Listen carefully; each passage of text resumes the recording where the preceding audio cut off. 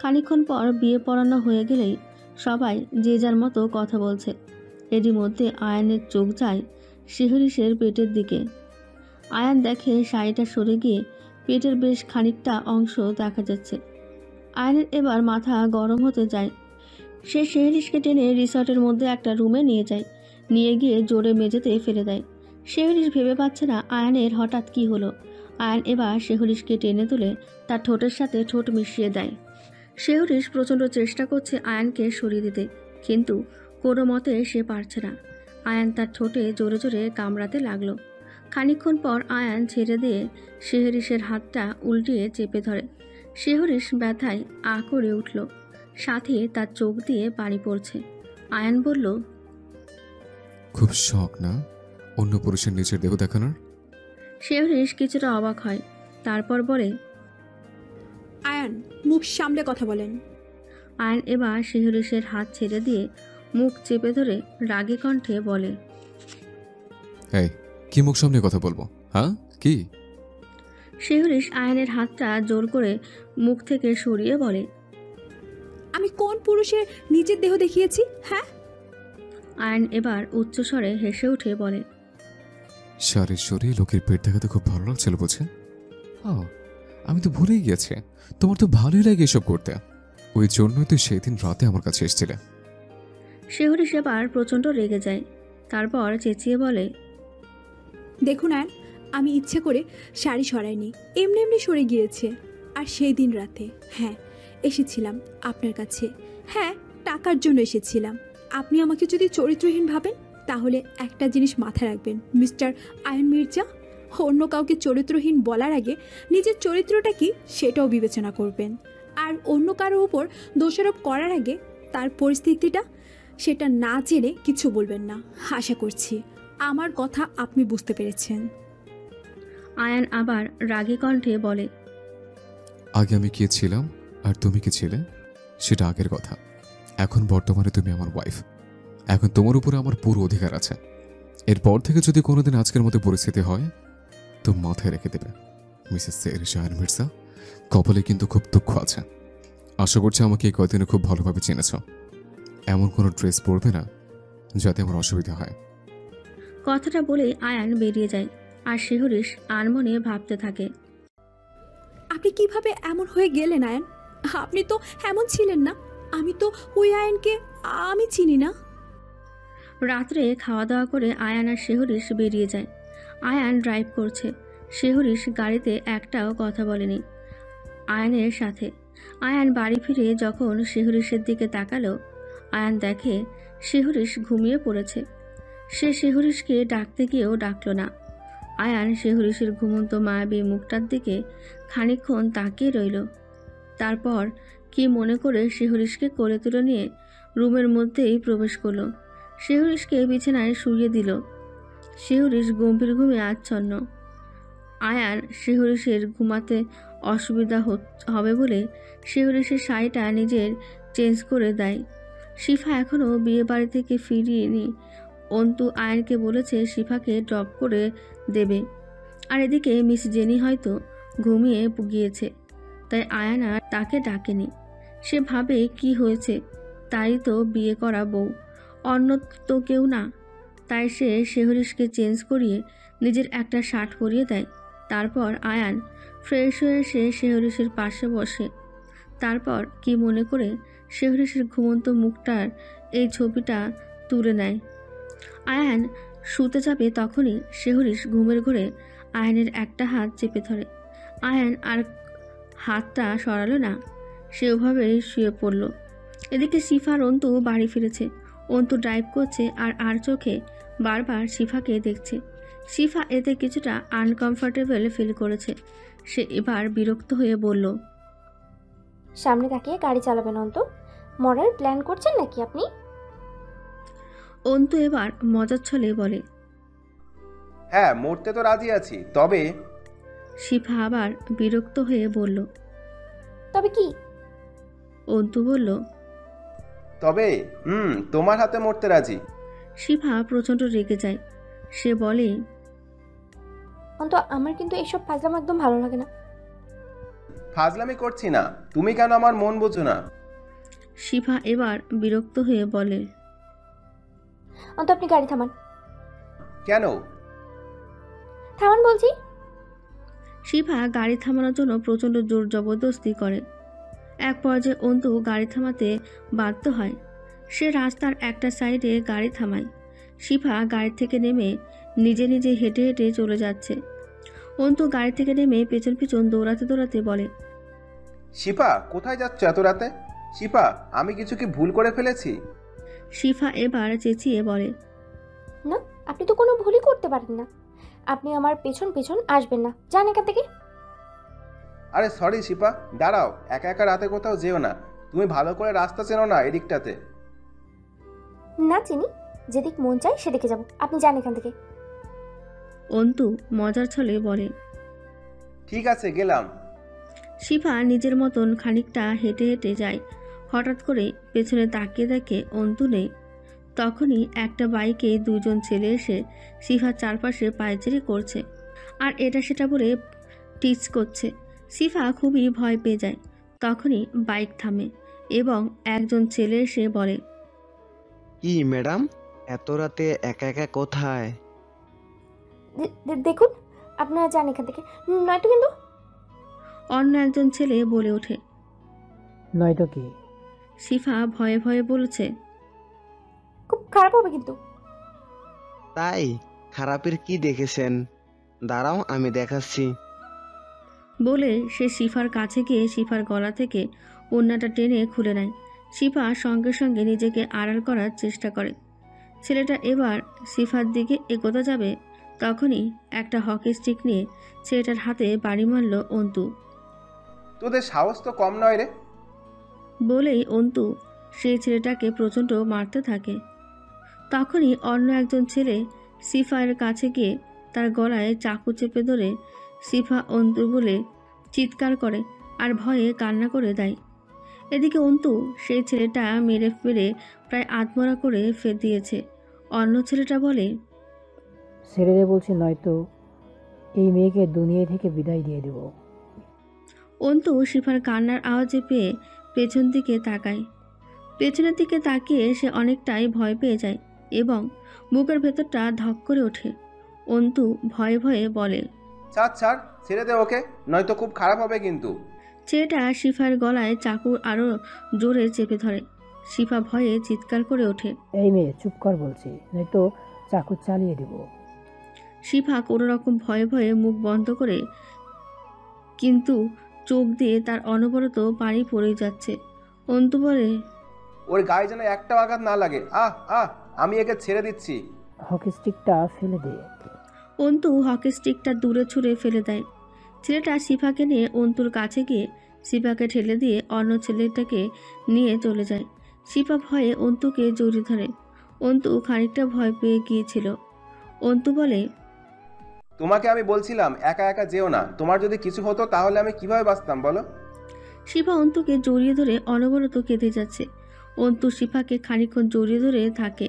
শিফা ফুপিয়ে ফুপিয়ে বলে। আমি বুঝতে পারিনি অন্ত এমন হয়ে যাবে। অন্তু এবার বলে। আচ্ছা রিল্যাক্স, কিচ্ছু হয়নি, চুপ করো, আমি আছি তো। এই আমি আছি তো, কথাটা বলায় শিফা অনেকটা ভরসা পেল। অন্তু এবার শিফাকে ছাড়িয়ে খানিকটা সামনে এগিয়ে শিফার ওড়নাটা তুলে শিফার গায়ে জড়িয়ে দেয়। চলো গাড়িতে বসবে, অনেক রাত হয়ে গেছে, বাড়ি ফিরতে হবে তো।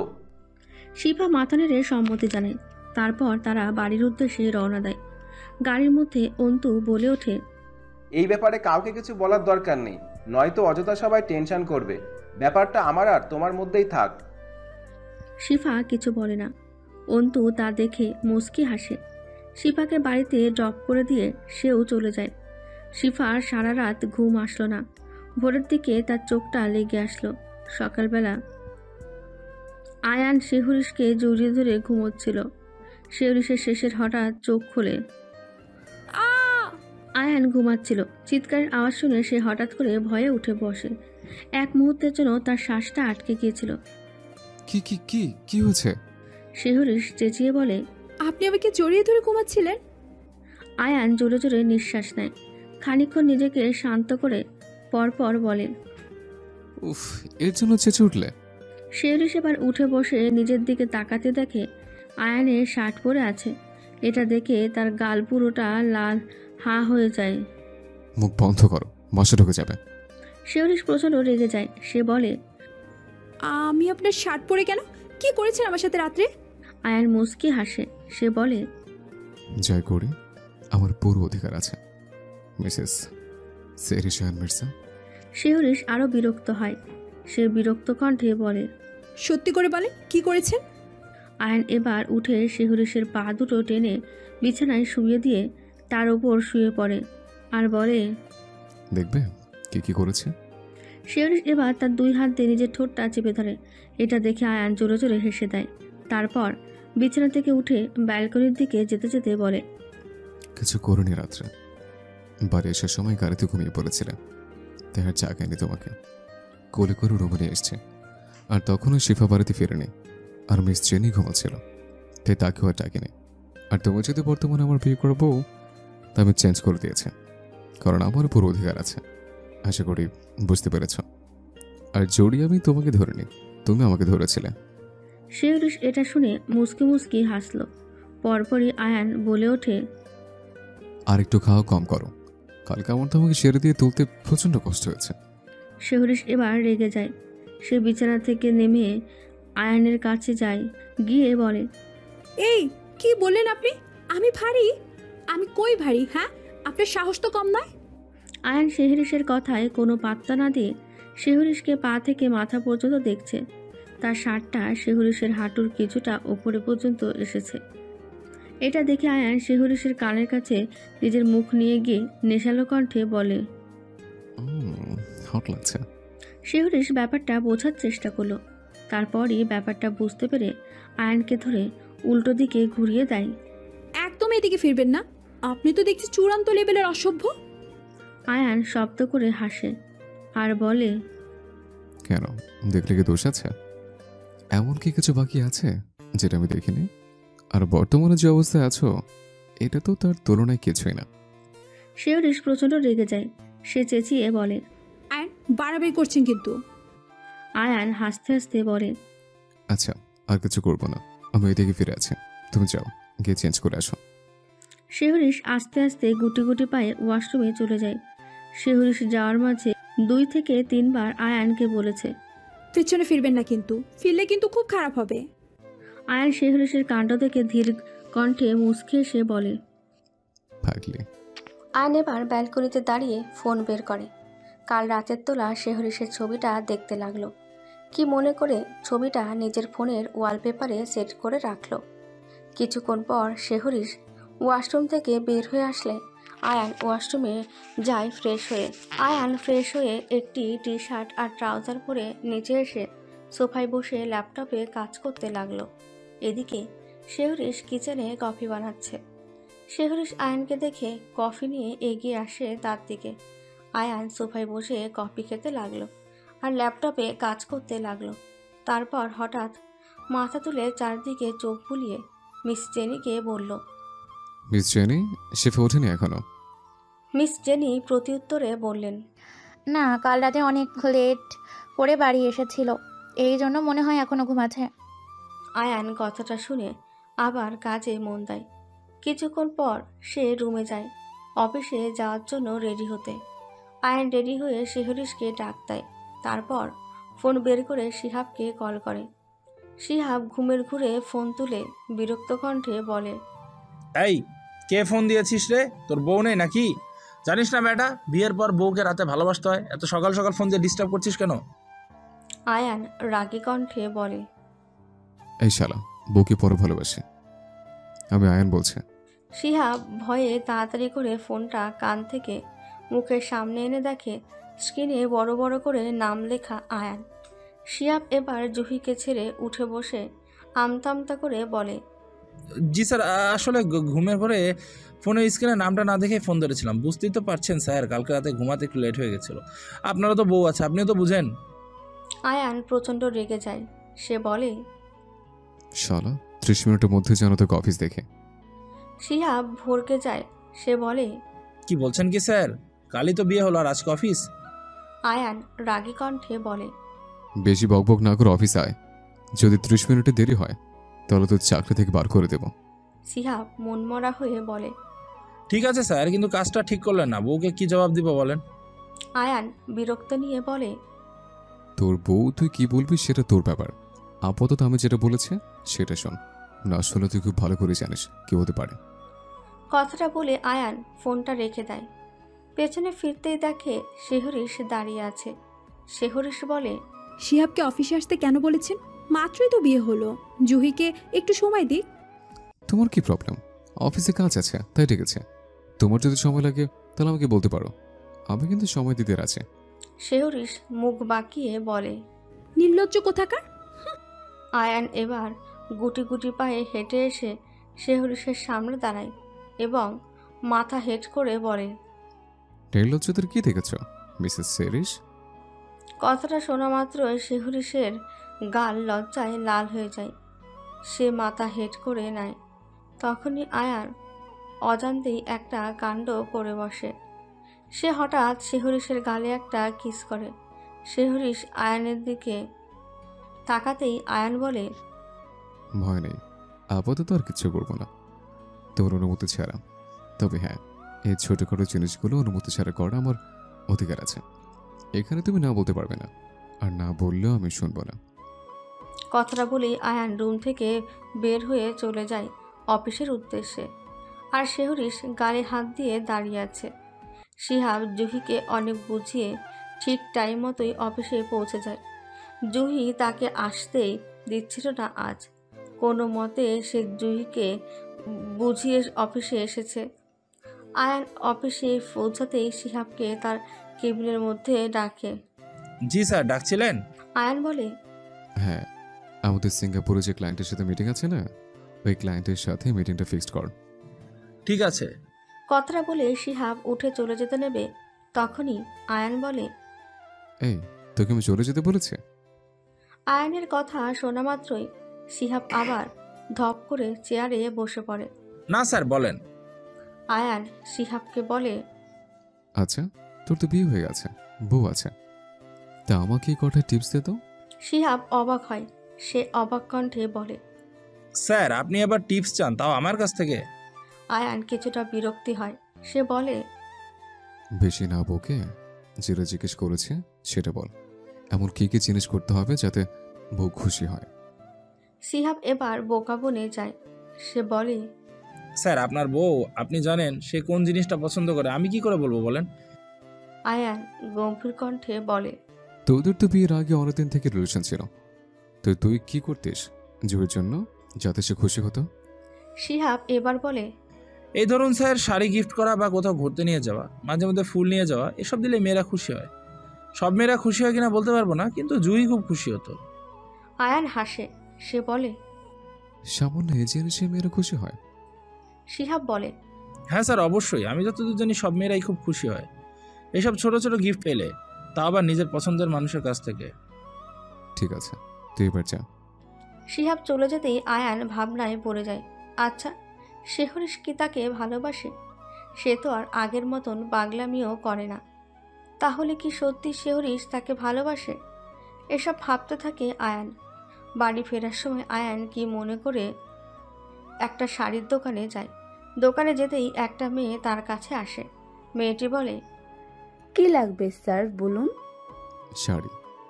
মেয়েটি বলে। কেমন শাড়ি নেবেন স্যার? আয়ান কিছুটা ভাবনায় পড়ে যায়। সে কোনোদিন কোনো মেয়ের জন্য আজ পর্যন্ত কিছু কেনেনি। তার একটা গার্লফ্রেন্ড ছিল কিছুদিনের জন্য, কিন্তু তাকে সে শপিংয়ে নিয়ে গেলে সে নিজে থেকে সব কিছু কিনে নিত।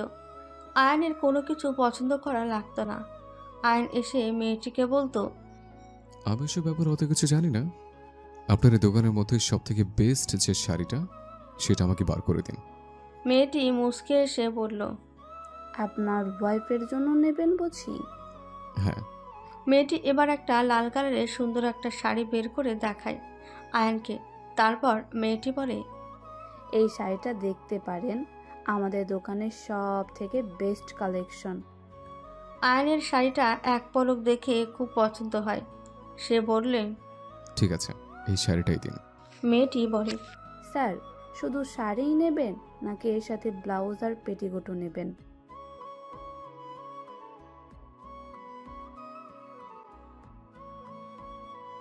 স্যার শুধু শাড়িই নেবেন নাকি এর সাথে ব্লাউজ আর পেটিকোটও নেবেন? হ্যাঁ, দিয়ে দিন। মেয়েটি আয়ানকে জিজ্ঞেস করে। স্যার আপনার ওয়াইফের ব্লাউজের সাইজ কত? আয়ান এবার ভাবনায় পড়ে যায়। খানিকক্ষণ ভেবে সে বলে, মনে হয় 32। মেয়েটি আয়ানের ভাবনা দেখে মুচকি মুচকি হাসে। তারপরে একটা ব্লাউজ আর পেটিকোট আর শাড়িটা প্যাকিং করে আয়ানকে দেয়। মনে হয় আপনার ওয়াইফের জন্য প্রথমবার কিছু নিচ্ছেন। আয়ান খানিকটা লজ্জায় পড়ে সে মাথা নেড়ে বলে। মেয়েটি আবার হাসে। আয়ান বিলটি পরিশোধ করে গাড়িতে সে বসে। গাড়ি স্টার্ট দিয়ে সামনে কিছুদূর যেতেই সে একটা ফুলের দোকান দেখে দাঁড়ায়। বার হয়ে দোকানের দিকে যায়। গিয়ে দোকানদারকে বলে, ফুল দিন তো কিছু। কি ফোন নেবেন? আয়ান খানিকটা ভাবল, তারপর বলল, সাদা গোলাপ দিন। দোকানদার আয়ানের কথা মতোই সাদা গোলাপের তোড়া বানাতে লাগলো। শেহরিশ যখন বাংলাদেশে যায় তখন খুব কমই মিসেস লিলির কাছে ফোন করে, কারণ শেহরিশ যখন দেশে যায় তখন আশ্রমের ছেলে মেয়েদের সাথে প্রচুর ব্যস্ত থাকে, তাই সময় হয়ে ওঠে না। মিসেস লিলিও তাকে ফোন করে না, কারণ তিনি শেহরিশের খুশির মাঝে ব্যাঘাত ঘটাতে চায় না। তাই শেহরিশ যখন ফ্রি থাকে তখন সে ফোন করে। কিন্তু এইবার প্রায় 1 মাস হতে আসলো শেহরিশ মিসেস লিলিকে একটিবারও ফোন করেনি। আর 15 দিন পরে সে বাড়ি আসবে। সে 1.5 মাসের জন্য দেশে গিয়েছে। শেহরিশ পৌঁছে ফোন করে। এবারেও সে করেনি। মিসেস লিলি ভেবেছিলেন হয়তো খুবই ব্যস্ত আছে শেহরিশ, যার জন্য তাকে ফোন করেনি। মিসেস লিলিও নিজের দোকানের কাজে ব্যস্ত থাকায় তিনিও শেহরিশকে আর ফোন করেনি। কিন্তু আজকে লিলি শেহরিশের নাম্বারে কল করলো, কিন্তু কল করতেই ওই পাশ থেকে শোনা গেল, আপনি যে নাম্বারে কল করেছেন সেই নাম্বারটির সাথে বর্তমানে যোগাযোগ করা যাচ্ছে না। অনুগ্রহ করে কিছুক্ষণ পর আবার চেষ্টা করুন। মিসেস লিলি এবার খটকা লাগে। মনে মনে ভয় লাগছে লিলির। শেহরিশ ছাড়া এই পৃথিবীতে মিসেস লিলির আর কেউ নেই। তার যদি কিছু হয়ে যায়। না না, এসব কি ভাবছে? না, কিছু হয়নি। এসব ভাবতেই চোখ দিয়ে 2 ফোঁটা পানি চুপ করে পড়ল। কোনো রকম নিজেকে শান্ত করলো। ভাবলো রাতে আর একবার কল করবে, আর যদি নাই হয় তাহলে আশ্রমে ডাইরেক্ট কল করবে। এই বলে সে বেরিয়ে গেল। আজকে তাহানের মৃত্যুবার্ষিকী। মিসেস লিলি প্রতি বছরই এই দিনটায় কিছু ফুল তার কবরের ওপরে রেখে দিয়ে আসে। জীবনের সে একজন পুরুষকেই ভালোবেসেছিল, কিন্তু নিয়তির কি পরিহাস, পেয়েও তাকে পাওয়া হল না। প্রতি বছর শেহরিশ তার সাথে থাকে, কিন্তু এইবার সে বাংলাদেশে গিয়েছে। এই জন্য মিসেস লিলিকে একাই যেতে হবে। সে একটা ফুলের দোকানে যায়। দোকানে গিয়ে বলে, আমাকে 21টা লাল গোলাপ দেবে? আসলে মিসেস লিলি 21টা গোলাপের কথা বলল, তার কারণ মিসেস লিলির সাথে তাহানের ভালোবাসার সম্পর্ক 21 বছর। প্রতি বছরই সে তাদের সম্পর্কের বছর হিসাবে করে তাহানের কবরে গোলাপ রেখে আসে। দোকানদার সাদা গোলাপের তোড়াটা রেডি করে আয়ানকে দেয় এবং মিসেস লিলি আয়ানের পাশে দাঁড়িয়েছিল। দোকানদার মিসেস লিলির জন্য আনা 21টা গোলাপ রেডি করতে থাকে। আয়ান জিজ্ঞেস করে, কত দেব? 600 টাকা। মিসেস লিলি আয়ানের পাশে দাঁড়িয়েছিল। আয়ান তখন তার ফোনটা দোকানের সামনে টেবিলটাতে রেখে তার প্যান্টের পকেট থেকে মানিব্যাগ বের করে টাকা দিচ্ছিল। তখনই আয়ানের ফোনে টুং টুং করে মেসেজের শব্দ হয়ে উঠল। হঠাৎ করে মিসেস লিলির চোখ যায় আয়ানের ফোনটার দিকে। সে ফোনটা হাতে নেয়। তার চোখ দুটো বড় বড় হয়ে বার হয়ে আসে। এটা সে কি দেখেছে? এটা তো শেহরিশ। এই লোকটার কাছে শেহরিশের ফটো কেন, তা আবার এখন এমন ঘুমন্ত অবস্থায়? আয়ান মিসেস লিলির দিকে তাকিয়ে ঠান্ডা স্বরে বলে, এটা কি করছেন আপনি? মিসেস লিলির মুখ দিয়ে কোনো কথাই বের হচ্ছে না, তাও সে কোনো রকমভাবে বলে, এটা কে? আয়ান ভ্রু কুঁচকে মিসেস লিলির দিকে তাকায় আর বলে, আপনি কে? মিসেস লিলি কিছু বলতে পারে না। সে আবার তোতলাতে তোতলাতে বলে, আমি লিলি। কে? কে এটা? কে হয় তোমা? আয়ান খানিকটা বিব্রত হয়। সে বলে, আমার বউ হয়। আর আমি আপনাকে কৈফিয়ত দিতে যাবো কেন যে সে আমার কে হয়? বউ কথাটা শুনে লিলি পুরো থ হয়ে যায়। তার চোখ দিয়ে অনবরত পানি পড়তে থাকে। সে এবার নিজেকে সংযত করে বলে, আমার শেহরিশ কোথায় আছে এখন? কোথায়? প্লিজ আমাকে নিয়ে চলো। অপরিচিত একজনের মুখে শেহরিশের নাম শুনে খানিকটা চমকায় আয়ান। তারপর জিজ্ঞাসা করে, আপনি সেহরিশের নাম জানেন কি করে? কি হন আপনি ওর? শেহরিশ আমার মেয়ে। মেয়ে শব্দটা শুনে খানিকটা অবাক হয় আয়ান। তারপর রাগে কণ্ঠে বলে, তাহলে মেয়ে এতদিন নিখোঁজ, আপনি এতদিন কোথায় ছিলেন? মিসেস লিলি বলে, ও তো বাংলাদেশে আশ্রমে গেছিল। তারপর থেকে ওর সাথে আমার কথা হয়নি। 15 দিন পর ওর বাড়ি ফেরার কথা। কিছুদিন আগে মিসেস লিলির হার্ট অপারেশনের হয়েছে। হঠাৎ করে খুব জোরে জোরে কান্না আর নানা রকম ভাবনার চিন্তার জন্য তার কথা বলার মাঝে কষ্ট হতে লাগলো। আয়ান কি করবে কিছু ভেবে না পেয়ে তার হাতের ফুলের তোড়াটা তার গাড়িতে রেখে তাড়াতাড়ি করে মিসেস লিলিকে গাড়িতে উঠিয়ে হসপিটালের উদ্দেশ্যে রওনা দিল। ডাক্তার চেক আপ করছে। আয়ান বাইরে অপেক্ষা করতে লাগলো। যতই হোক, মায়ের বয়সী মহিলাটি এভাবে একা ফেলে যাওয়া ঠিক হবে না। আর তার সাথে অনেক কথা আছে, তাকে অনেক কিছুই জানতে হবে। তাই আয়ান আর সেখান থেকে গেল না, বাইরে অপেক্ষা করতে লাগলো। ডাক্তার বের হওয়ার পর আয়ান তাকে জিজ্ঞেস করে, কি অবস্থা ওনার ডাক্তার? ডাক্তার এবার সবটা তাকে খুলে বলে, ওনার কয়দিন আগে হার্টের অপারেশন হয়েছে। হঠাৎ করে ওনার ওপর হয়তো প্রেশার পড়েছে কোনো কিছু নিয়ে, ওই জন্য ওনার শরীরটা অসুস্থ হয়ে পড়েছে। আমি ওনাকে চেক আপ করলাম, এখন উনি সুস্থ আছেন। দেখা করতে পারবো এখন? হ্যাঁ করতে পারবেন, কিন্তু বেশি টেনশন আর উত্তেজিত করবেন না। আয়ান ডাক্তারের কথা শুনে মিসেস লিলির কেবিনের ভেতরে ঢোকে।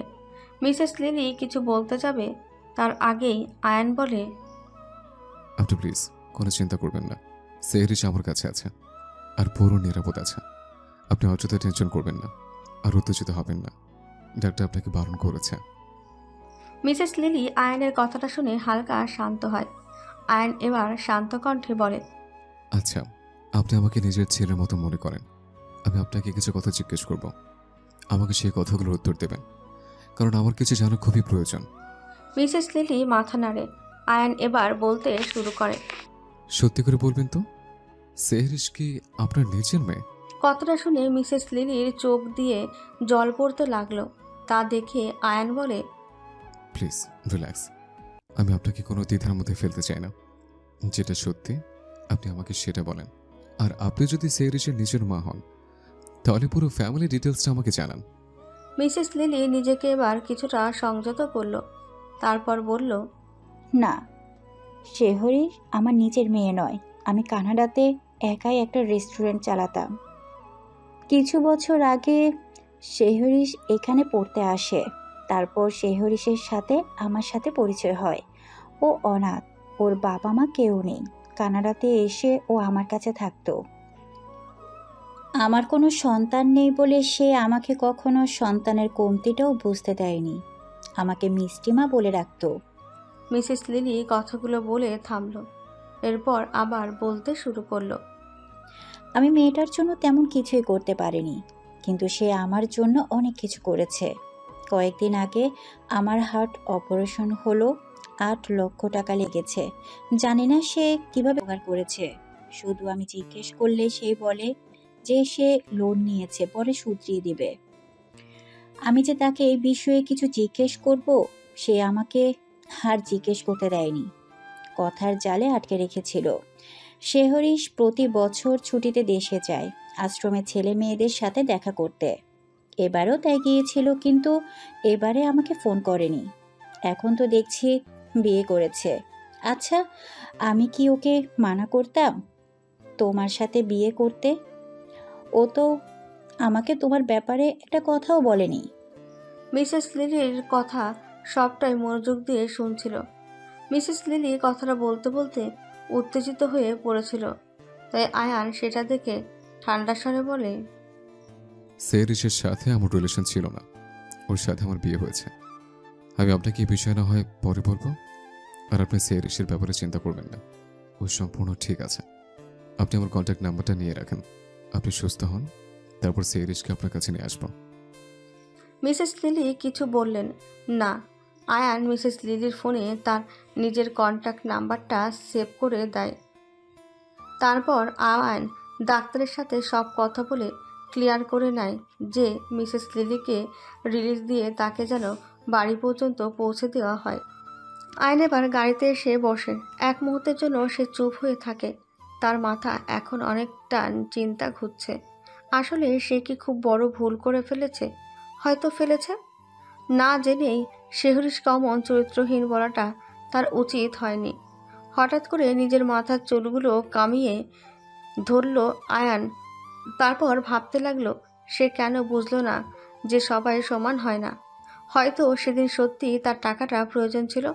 কেন সে বুঝলো না? কেন হঠাৎ করে তার ফোনটা একটা আননোন নাম্বার থেকে কল আসে। আয়ান খানিকটা বিরক্ত হয়। সে এবার ফোনটা প্রাইভেট মোডে রেখে গাড়ি চালাতে শুরু করে। অপর পাশের ব্যক্তিটা বারবার ফোন করতেই থাকে। আয়ানের ফোনটা বারবার গোগো আওয়াজ করতে থাকে। আয়ান এবার ফোনটা রিসিভ করে লাউডস্পিকারে দিয়ে চেঁচিয়ে বলতে শুরু করে, কে রে, বারবার বিরক্ত করছিস? দেখছিস তো ফোনটা ধরছি না। অপর পাশের ব্যক্তিটা খানিকক্ষণ চুপ থাকে। আয়ানের কথা শেষ হতেই অপর পাশের ব্যক্তিটা বলে ওঠে, আমি হামিদ বলছি। হামিদ নামটা শুনেই আয়ান সজাগ হয়। মামা, এতদিন কোথায় ছিলে তুমি? আর আমি যেটা জোগাড় করতে বলেছিলাম সেটা জোগাড় করেছ? হ্যাঁ, আমি তো তোকে সবকিছু ইমেল করেছি, তুই দেখিসনি? হামিদ একটা ছোট্ট করে নিঃশ্বাস ফেলে তারপর বলে, সেদিকের ব্যাপারে সব তথ্য আমি অনেক আগেই জোগাড় করেছি, কিন্তু তোকে আমি ফোনে পাইনি। অনেক চেষ্টা করেছি, কিন্তু মাঝে তোর ফোন সুইচ অফ বলছিল। তারপর আমি একটু কাজে ব্যস্ত হয়ে গেছিলাম, যার জন্য আমি তোকে আর কল করতে পারিনি। আমি তোকে তখনই ইমেল করে দিয়েছিলাম, ভেবেছিলাম তুই হয়তো দেখেছিস। এখন ফ্রি আছি, তাই ভাবলাম আজকে একটু তোকে ফোন করে খোঁজ নেই। আয়ান এত কিছু ঝামেলার মধ্যে আর ইমেল চেক করেনি। সে হামিদকে বলে, ঠিক আছে, আমি চেক করে নিচ্ছি। হ্যাঁ কর। শেহরিস এখন কানাডাতে আছে, ওনাকে পড়াশোনার জন্য কানাডাতে এসেছে। দেখ মেয়েটার খোঁজ পাস কিনা। মেয়েটা বড্ড অসহায়। আমাকে খবর জানাস। আমি রাখছি এখন, সাবধানে থাকিস। আচ্ছা। আয়ানের মাথা কেমন গুলিয়ে আসছে। তার মনে এখন প্রচণ্ড ভাবনা চিন্তা আসছে। সে ভাবছে, মামা বলল সেও বর্তমানে পড়াশোনার জন্য কানাডাতে আছে। তারপর সেদিন আমার তার ব্রেসলেটটা সেরিসের ড্রেসিং টেবিলে দেখলাম। আচ্ছা, আমার হিসাবটা কেমন যেন গলিয়ে যাচ্ছে। সেরিসি সেও নয় তো? এরপর নিজের ভাবনার বাইরে বের হয়ে এসে আর এক হাত দিয়ে ফোনটা তুলে ইমেলটা ওপেন করে। ইমেলটা ওপেন করে আয়ান সঙ্গে সঙ্গে গাড়ির ব্রেক কষল। সে যেটা দেখছে সেটা কি সত্যি? না না, এটা কি করে সম্ভব? কিন্তু না, এটাই সত্যি। আয়ান এবার দুই হাত দিয়ে ফোনটা ধরে ভালো করে শেহরিসের ছবিটা দেখল। এরপর আটকে আসা গলায় বলল, আমার সেহু। গম্ভীর পুরুষের হঠাৎ আজকে একটা অন্যরূপ দেখা মিলল। আয়ানের মাথা কাজ করছে না। সে গাড়ি স্টার্ট করে ফুল স্পিড দিয়ে বাড়িতে পৌঁছালো। হন্তদন্ত করে বাড়ির ভেতরে ঢুকলো। আশেপাশে তাকিয়ে পরখ করলো শেহরিস এখানে নেই। আয়ান ভাবল শেহরিস হয়তো ঘরে আছে। তাই আর দেরি না করে লম্বা লম্বা পা ফেলে রওনা দেয় রুমের উদ্দেশ্যে। শেহরিস আয়নার সামনে দাঁড়িয়ে আপন মনে চুল আঁচড়াচ্ছিল। হঠাৎ করে দরজা খোলার আওয়াজ আসতেই পাশ ফিরে তাকায়। আয়ান দৌড়ে এসে শেহরিসকে জড়িয়ে ধরে। আয়ান এতই জোরে ছুটে আসে যে শেহরিস আরেকটু হলে পড়ে যেত। কোনো রকম টালটা সামলে নিয়েছে সে। আয়ানের চোখ পুরো লাল হয়ে আছে। এটা দেখে শেহরিস খানিকটা ভয় পেল। শেহরিস কখনো আয়ানের এমন রূপ দেখেনি। শেহরিস ভাবল কিছু হয়নি তো আয়ানের। আয়ান তাকে ছাড়ার নামই নিচ্ছে না। এত জোরে আয়ান জড়িয়ে ধরেছে যে শেহরিশের দম বন্ধ হয়ে আসার উপক্রম। শেহরিশ আয়ানকে ছাড়ানোর চেষ্টা করে বলে, কি হয়েছে আপনার? আপনি ঠিক আছেন তো? আয়ান কোনো উত্তর দেয় না। শেহরিশ আবার বলে, ছাড়ুন প্লিজ, আমার দম বন্ধ হয়ে আসছে। আয়ানের কোনো হেলদোল নেই। শেহরিশ এবার বিরক্ত হয়ে বলে, ছাড়বেন? আয়ান এবার শেহরিশকে ছেড়ে তার সামনে দাঁড়ায়। শেহরিশ আয়ানকে দেখে খানিকটা না অনেকটা অবাক হয়। এ কি, আপনি কাঁদছেন কেন? ঠিক আছেন তো? আপনার কিছু হয়েছে? আমাকে বলেন। আয়ান আর কিছু না বলে সে এবার তার হাত দুটো শেহরিশের চোয়ালে রেখে সারা মুখে অগণিত চুমু এঁকে দেয়। শেহরিশের কেমন যেন অজানা ভয় জেগে ধরেছে। আয়ানকে সে এমন রূপে আগে কখনো দেখেনি। শেহরিশ আয়ানকে কোনো মতে ছাড়িয়ে বলে, কি হয়েছে? কিছু বলবেন? আয়ান প্রতিবারের ন্যায় এবারও কিছু বলল না। সে এবার শেহরিশকে বিছানায় বসায় এবং মেঝেতে হাঁটু গেড়ে বসে তার হাত দিয়ে শেহরিশের কোমর জড়িয়ে কোলে মাথা রেখে চুপচাপ বসে থাকে। শেহরিশ আয়ানের এমন কাণ্ডে কিছুটা অবাক হয়। সেও খানিকক্ষণ চুপ থাকে। দুজনের মধ্যে কিছুক্ষণ নীরবতা বিরাজ করে। হঠাৎ শেহরিশ বিরক্ত হয়ে বলে ওঠে, এই, আপনি বলবেন কি হয়েছে? না বললে আমাকে ছাড়েন, আমি নিচে যাব। আয়ান এবার নীরবতার বাঁধ ভেঙে বলে, না না, তুমি কোথাও যাবে না। আমি তোমাকে আর কোথাও যেতে দেব না। আমার সেও তুমি, শুধু আমার। আমাকে আমাকে ক্ষমা করে দাও। আই সোয়ার, আমি তোমাকে তোমার অনিচ্ছায় কোনোদিন টাচ করবো না। তোমাকে কখনো কষ্ট দেব না। প্লিজ আমাকে ক্ষমা করে দাও। আর সেদিন রাতে আমি তোমাকে না চেনে অনেক কথা বলেছি, তোমার চরিত্র নিয়ে কথা বলেছি। আমি যদি আগে জানতাম তুমি টাকাটা মিসেস লিলির অপারেশনের জন্য নিচ্ছ, আমি যদি জানতাম তুমি আমার সেও, তাহলে আমি। এক নাগারে এতগুলো কথা বলল আয়ান, আর কিছু বলতে পারল না। হঠাৎ করেই তার গলা ধরে এলো। আয়ান নিজেও বুঝতে পারছে না তার সাথে কি হচ্ছে। তারপর নিজেকে সংযত করে ধরা গলায় বলল, প্লিজ আমি ক্ষমা করে দাও। শেহরিশ মনোযোগ দিয়ে সব কথাটাই শুনছিল। সে এবার শান্ত কণ্ঠে বলে, প্লিজ শান্ত হন। শেহরিশ এবার আয়ানকে নিচের থেকে তুলে বিছানায় বসায়। তারপর বলে, আমাদের যেদিন বিয়ে হয় সেদিন আপনি কবুল বলার সময় মা আব্বুর নাম শোনেননি? আয়ান কি বলবে ভেবে পাচ্ছে না। সে তো শেহরিশের ধ্যানেই তখন মগ্ন ছিল। শেহরিশের বলা কথায় আয়ানের মস্তিষ্ক খানিকটা সচল হয়।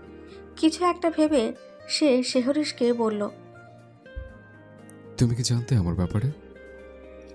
শেহরিশ খানিকক্ষণ চুপ থাকে। তারপর একটা দীর্ঘ নিঃশ্বাস ফেলে বলে, হ্যাঁ, আপনার আলমারিতে একটা অ্যালবাম আছে। ওই অ্যালবামটা একদিন আপনার অনুমতি ছাড়াই খুলে দেখেছিলাম, সেই দিনই জানতে পেরেছিলাম। তাহলে আমাকে বলনি কেন? শেহরিশ বলে, আমি ভেবেছিলাম আপনি আমার ব্যাপারে সবটা জানেন, না হলে আপনি আমাকে কেন বিয়ে করতেন? আর বিয়েতেও তো আমার মা আব্বুর নাম বলা হয়েছিল। আয়ানের মাথা ঠিকমতো কাজ করছে না। সে আবার বলে, একটা বার তো বলতে পারতে যে তুমি সেই সেও। আয়ান কথাটা বলার মাঝে থামে, পরপর বলে, আমার সেও। আমার সেও। কথাটা কান্না মিশ্রিত গলায় বলেই আয়ান শেহরিশকে জড়িয়ে ধরে। তারপর বলে, প্লিজ আমায় ক্ষমা করে দাও। আমি যদি জানতাম তাহলে তোমাকে এত অত্যাচার করতাম না। আর আমি ইচ্ছে করে জিনিসগুলো করিনি। কেন জানি না, তোমার প্রতি আমার একটা অন্যরকম ফিল আসছিল। আমি আগে অনেক মেয়ের সাথে রাত কাটিয়েছে, কিন্তু তোমার সাথে সেদিনের পর থেকে আমার কি হলো আমি কিছুই জানি না। কেমনভাবে আমি যেন পরিবর্তন হয়ে গেলাম। ভেবেছিলাম জীবনে কোনোদিন বিয়ে করব না, কিন্তু। শেহরিশ প্রচণ্ড রেগে যায়। সে আয়ানকে এবার ছাড়িয়ে বিছানা থেকে উঠে সোজা ব্যালকনিতে গিয়ে দাঁড়িয়ে থাকে। আয়ান ভেবে পায় না শেহরিরের কি হলো।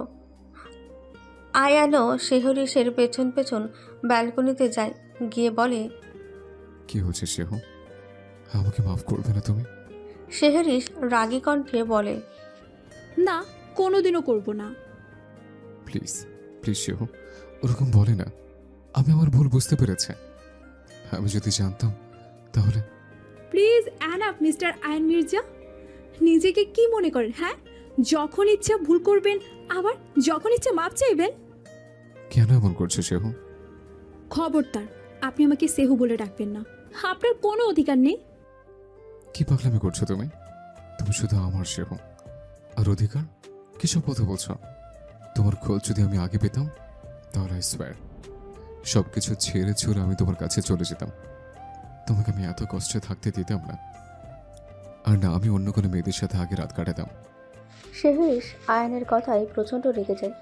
সে এবার আয়ানের জামার কলার ধরে চেঁচিয়ে বলতে থাকে, অন্য মেয়ে, অন্য মেয়ে, অন্য মেয়ে। কি তখন থেকে অন্য মেয়ে করছেন? আয়ান এবার শেহরিশের হাত দুটো ধরে ওর কপালে মাথা ঠেকিয়ে কণ্ঠ খাদে নামিয়ে বলে, প্লিজ সেহু, জান আমার জীবনের প্রথম আর শেষবার তোমার কাছে একটা জিনিস চাইছি। প্লিজ আমাকে ক্ষমা করে দাও। শেহরিশ আয়ানের থেকে নিজেকে ছাড়িয়ে ব্যালকনি থেকে রুমে গিয়ে ওয়াশরুমে চলে যায়। এদিকে আয়ান রুমের মধ্যে চলে আসে।